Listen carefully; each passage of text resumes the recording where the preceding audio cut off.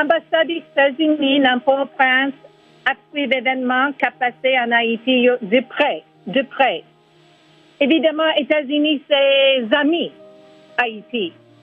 Nous travaillons en faveur du peuple haïtien. Nous travaillons en faveur de la stabilité politique et stabilité économique en Haïti. Nous concentrons sur bonne gouvernance, protection droits humains, droits de la personne, et promotion en croissance économique. Moi, je voulais aussi confirmer encore le rôle essentiel de la société civile là, pour le jouer. Alors, oui, nous avons arrêté qui était publié 8 février, à qui était bail 3 juges pour cassation en retraite. Nous avons une grosse inquiétude sur l'action qui risquait de déranger l'institution démocratique qui est dans le pays d'Haïti. Kounia, expert a examiné, arrêté, là, pour connaître est-ce que les conformes à la Constitution, ensemble avec la loi haïtienne. Madame l'ambassadrice, est-ce que jusqu'à présent, qui façon que les États-Unis lui-même sont capables d'aider acteurs qui sont en conflit? On a parlé de gouvernement, ou bien président Jovenel Moïse, avec opposition. Est-ce qu'il y a une façon que les États-Unis sont capables d'intervenir pour que l'aider résoudre la crise? Alors, Jean-Robert, ça continue à troubler nous.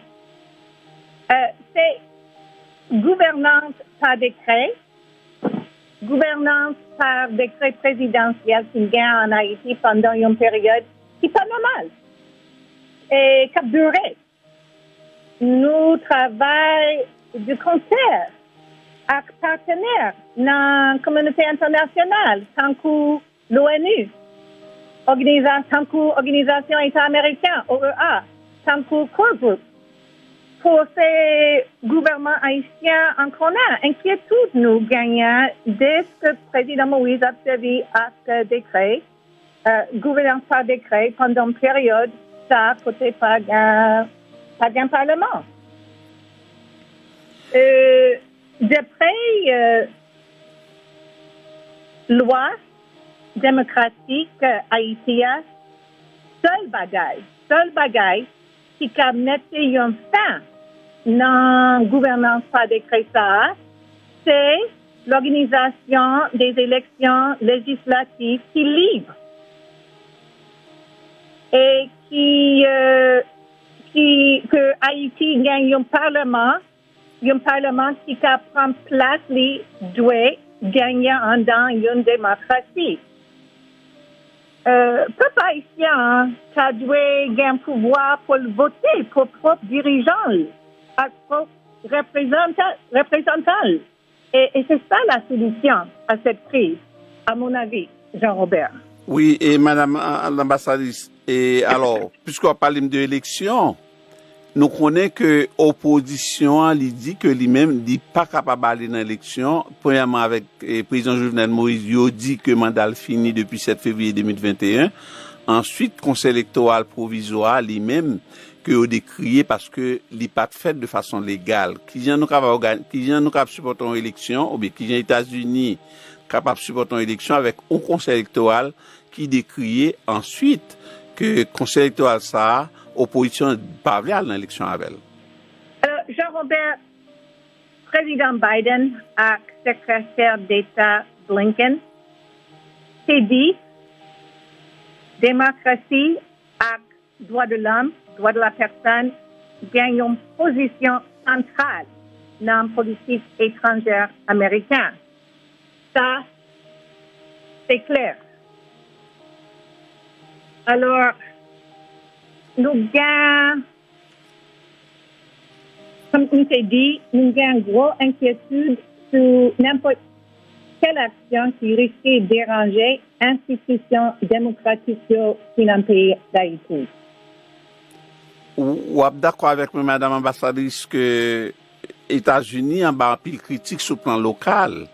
Le fait que nous supportions l'idée ensemble avec l'OEA l'ONU que mandat président Jovenel Moïse a fini le 7 février 2022.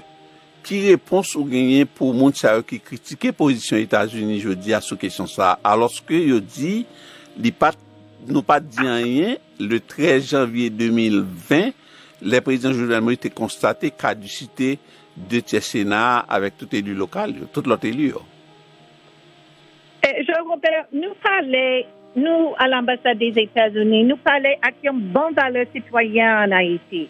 Et naturellement, en pile nayo sont très inquiétés. Et ils ont vraiment faire Haïti avancer, surtout dans le domaine économique, dans le domaine sécuritaire. L'élection, c'est un élément essentiel pour maintenir fin à une paralysie politique qui est en Haïti depuis une année, depuis plus d'une année.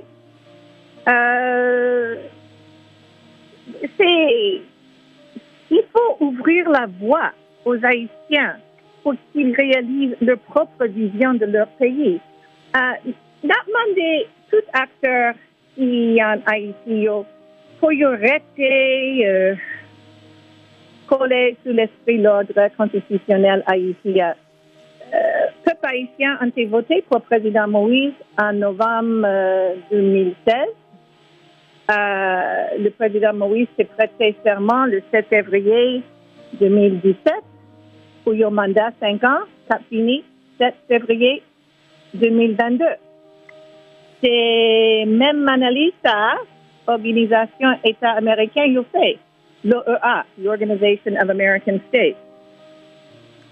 Ça veut dire que les États-Unis, pour qu'on y a, étant donné que nous avons encouragé le gouvernement, ou bien le président Jovenel Moïse pour faire élection, ça veut dire que nous connaissons le gouvernement signé récemment un accord avec l'ONU et un basket fund pour que tu mettes 20 millions de dollars là-dedans. Est-ce que les États-Unis parient pour tes contributions financières dans le déroulement de l'élection avec référendum qui va gagner là très bientôt? Jean-Robert, évidemment, position nous gagnons depuis un an, c'est que l'élection législative, yo été doué fait depuis longtemps et période la côté président. C'est-à-dire que les élections législatives doivent être organisées aussitôt que possible, point de vue technique, et afin que le Parlement puisse reprendre son rôle légitime.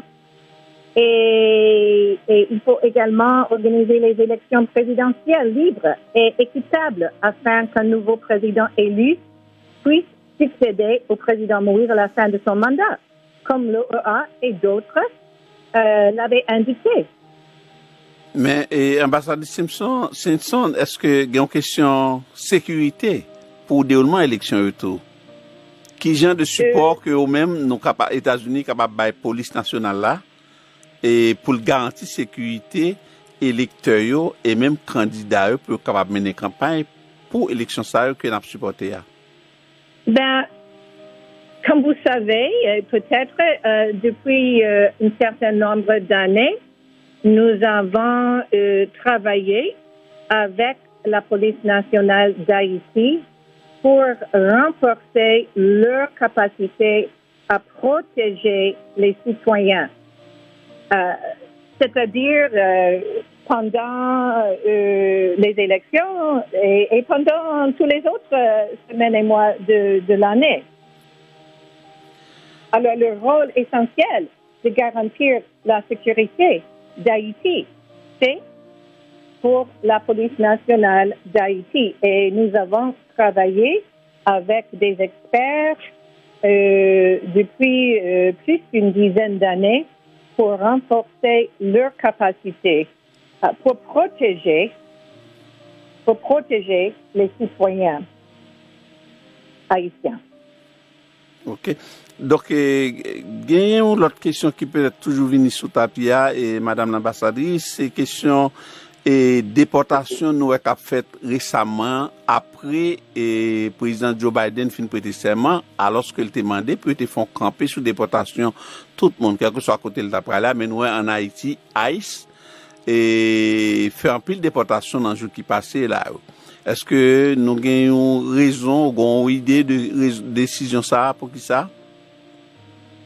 Jean-Robert, ça c'est une question pour Department of Homeland Security, ICE. Alors c'est une question pour DHS là dans Washington, Jean-Robert. Oui. Et puis nous connaissons qui fait relation, qui regarde des relations actuellement et Haïti avec nouvelle administration. Est-ce que vous avez contact déjà que l'administration Jovenel Joute là prend avoir pour renforcer les relations entre États-Unis avec Haïti? Comme on t'a dit, président Biden avec notre nouveau secrétaire d'État, Tony Blinken, t'a dit très clairement que démocratie et droits de l'homme gagnent une position centrale dans la politique étrangère américaine. Le 7 février passé, le gouvernement dit qu'il était découvert une tentative coup d'État qui t'a fait pour assassiner le président Jovenel Moïse. Il a été arrêté 23 personnes, ensuite 23 personnes ont été réduits à 18. Il y a là-dedans un juge cour de cassation, c'est M. Ezequiel da Brésil. Alors, est-ce que nous-mêmes, nous au courant, est-ce que les États-Unis ont une position particulièrement sous tentative coup d'État ça que le gouvernement dit que les découvrir ou bien que les déjouer? Les États-Unis ont suivi la situation en Haïti à concerne, appel aux acteurs politiques d'adresser différences par les moyens paisibles. Nous comprenons, la police nationale d'Haïti a mené une enquête sur 23 personnes qui étaient arrêtés pendant le week-end du 6-7 février. Nous comprenons, le juge du Brésil s'est relâché hier. Enfin, n'obtient résultat, enquête, la police là, enquête de la PNH. Et avant d'aller à l'ambassade de chez Michel Sisson, nous comptons pile pour interview ça et nous comptons que le fait qu'on réponde nous en créole. Un message spécial pour les peuples haïtiens, y compris tout pour le président Jovenel Moïse, avec l'opposition qui n'ont lutte contre tir. Un message pour les peuples haïtiens, je dis. Saltaï. Alors, je dis, nous gagnons un impasse politique. Nous gagnons un pile défi sécuritaire, défi économique.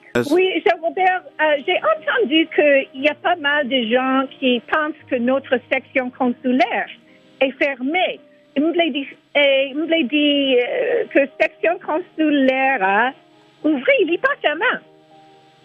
Nous baillons citoyens américains au service et nous baillons rendez-vous pour passeport américain.